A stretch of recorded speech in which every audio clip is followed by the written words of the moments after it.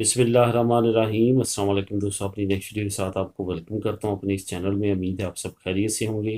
तो चलते हैं आज की अहम न्यूज़ की जानब। सबसे पहले हम बात करेंगे स्पेन, इंग्लैंड और यूरोप की ताज़ा तरीन सूरत हाल पे, सफरी सूरत हाल पे और कोरोना की ताज़ा तरीन सूरत हाल पर वैक्सीन है।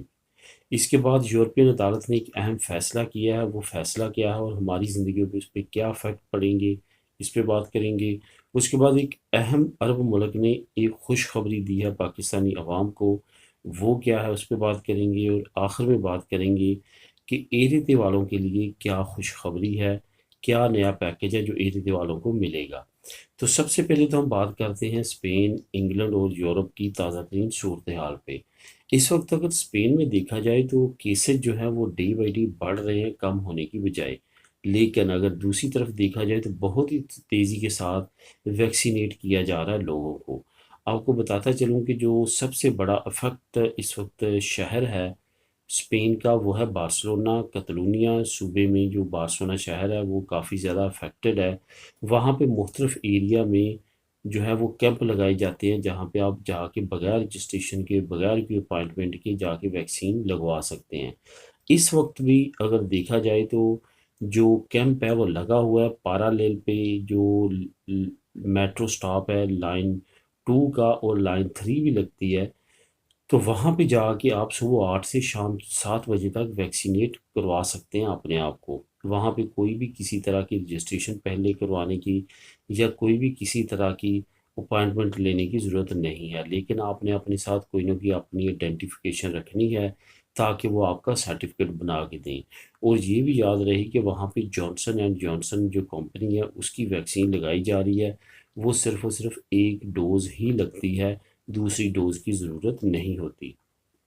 यहाँ पे आपको ये भी बताता चलूँ कि इस वक्त जो कंडीशन है वो तकरीबन हॉस्पिटल जो हैं कतलूनिया की और मैड्रिड के ख़ास तौर पे, उनमें काफ़ी ज़्यादा प्रेशर बढ़ता जा रहा है। और ज़्यादातर जो लोगों की तादाद है वो नौजवानों की है, क्योंकि नौजवान ज़्यादा अफेक्ट हुए हैं इस नई वायरस से। और नई जो किस्म आई है वायरस की, इसके इससे जो इससे पहले देखा गया था वो ये देखा गया था कि ज़्यादा एज्ड लोग जो हैं वो अफेक्ट हो रहे हैं। लेकिन इस लहर में जो है ज़्यादा नौजवान अफेक्ट हो रहे हैं। उसकी एक वजह ये भी है कि जो एज्ड लोग हैं उनको ज़्यादातर को वैक्सीनेट कर दिया गया है, उनको वैक्सीन लग चुकी है।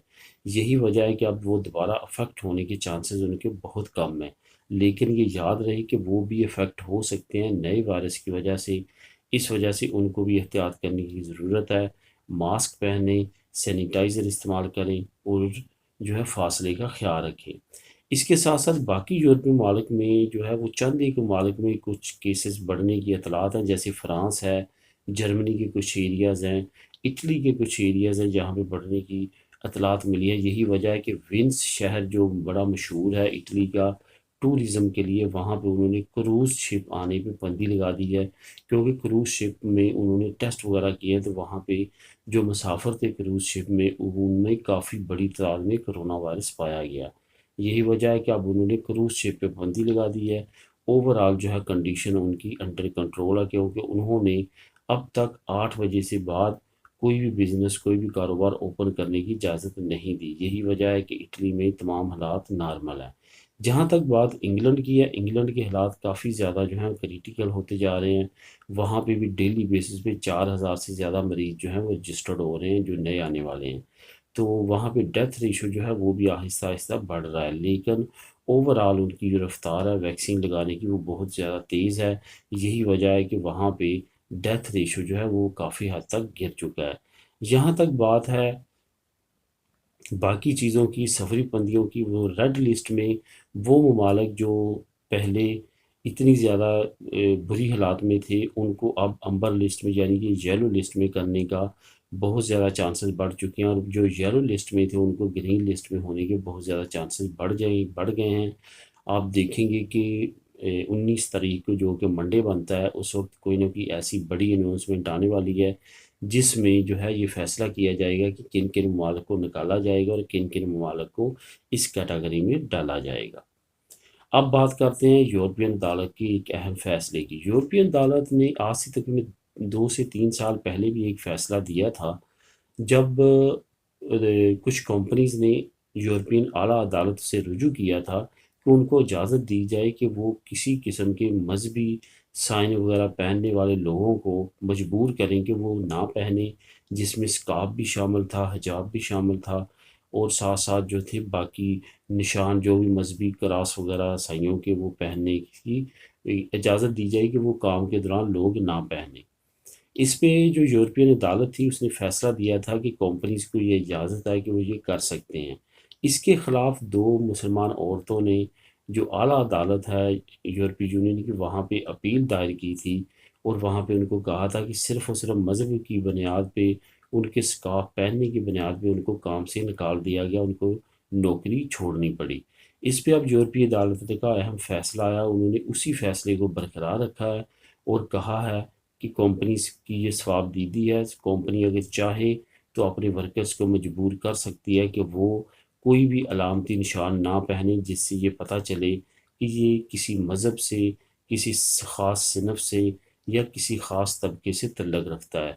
तो यही वजह है कि अब इस फ़ैसले के बाद जो है बड़े पैमाने पे कंपनीज़ को ये इख्तियारात मिल चुके हैं कि वो ऐसे मुलाज़मीन को निकाल सकती है जिन्होंने स्कार्फ पहना है या ऐसी कोई भी अलामत पहनी है जिससे पता चले कि वो क्या मज़हब और क्या ख़यालात रखते हैं, या क्या उनका रहन-सहन और इस तरह की और कोई भी एक्टिविटी जिससे वो दूसरे लोगों से मुनफ़रिद नज़र आएँ, उसको अगर कंपनी चाहे तो रोक सकती है। अगर वो नहीं रोकते तो उनको काम से भी निकाल सकती है। बिलाशुबा ये एक यूरोपीय यूनियन की अदालत का अहम फ़ैसला है, और ये याद रहे कि ये आला तरीन अदालत का फ़ैसला जो कि अब चैलेंज नहीं हो सकता, और बाकायदा तौर पे ये अब कानून का हिस्सा बन जाएगा। अब बात करते हैं अरब मुल्क की जिसने पाकिस्तानियों पे एक ख़ास मेहरबानी की है। इस मुल्क का नाम है कतर।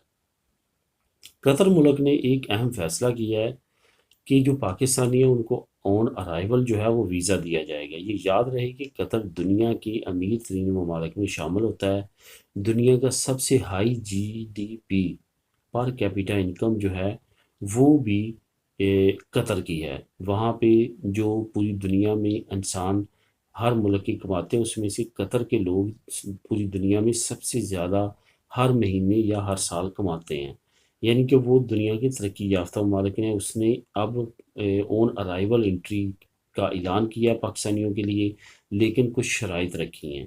नंबर एक शराइत तो यह है कि 100 रियाल का जो है आपका ये वीज़ा फ़ीस होगी। उसके बाद बच्चों को अगर आप साथ लेके आएंगे तो उनको लाजमी तौर पे 6 महीने पहले से पोलियो के कतरे उनने पिए हों। उसके साथ आपके पास जो है वो रिटर्न टिकट होनी चाहिए। ऐसा नहीं कि आपने सिर्फ जाने की टिकट ली और वापसी की टिकट ना ली। आपको 6 महीने तक का मैक्सिमम सैर का वीज़ा मिलेगा। इसके साथ साथ जो बाकी चीज़ें हैं जिसमें आपकी प्रूफ वगैरह है कि आप कहाँ रहेंगे इतना अरसा और किस मकसद के लिए आप वहाँ पे आए हैं, सैर के लिए आए हैं या बिज़नेस ट्रिप के लिए, ये तमाम चीज़ें आपको एयरपोर्ट से पूछी जा सकती हैं।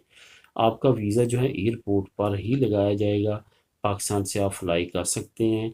कतर एयरलाइन जिसमें दोहा उनकी इंटरनेशनल एयरलाइन है, वहाँ पे आपसे क्वेश्चन हो सकते हैं कि आपका आने का मकसद क्या है। उसके बाद आपको वहीं पे ऑन अराइवल वीज़ा दे दिया जाएगा। तो ये एक अच्छा इक़दाम है कि एक अहम मुल्क ने पाकिस्तानियों के लिए ये एक अहम फ़ैसला किया है, और इस फ़ैसले से और इस इक़दाम से काफ़ी ज़्यादा पाकिस्तानियों का इमेज भी बेहतर होगा और इससे फ़ायदा उठाने का मौका मिलेगा। इसके साथ साथ अब बात करते हैं एरिथे के बारे में। एरिथे के बारे में जनजाति कतलूनिया जो कि कतलूनिया का एक अहम अदारा है। एरिथे में बहुत बड़ी हमारी कम्युनिटी जो है वो कतलूनिया में रहती है, जिनको काफ़ी बड़ा मसाइल का सामना रहा है कि एरिथे कभी आती थी कभी नहीं आती थी। इस तरह के मसले मसाइल में अब उन्होंने एक नई अयूदा निकाली है जो कि 700 यूरो है। इस का लिंक जो है वो मैं आपको डिस्क्रिप्शन में दे दूँगा। आप उसको तफ़सीली क्लिक करके, रीड करके, उसमें बहुत ज़्यादा डिटेल के साथ लिखा हुआ है। आप वो खुद भी रीड कर सकेंगे और जो-जो वहाँ पे चीज़ें लिखी हुई हैं, उस पे आप अमल करते हुए उससे फ़ायदा उठा सकते हैं। यहाँ पे ये आपको बताता चलूँ कि तरबैया दी जो ऑफ़िसिना है, वहाँ पे आपको ये अप्लाई करनी है और वहीं से आपको मिलेगी। बहरहाल उस लिंक में तमाम डिटेल आपको मिल जाएगी। तो ये थी आज की अहम न्यूज़। मिलेंगे नेक्स्ट वीडियो में नई न्यूज़ अपडेट के साथ। अल्लाह हाफ़िज़।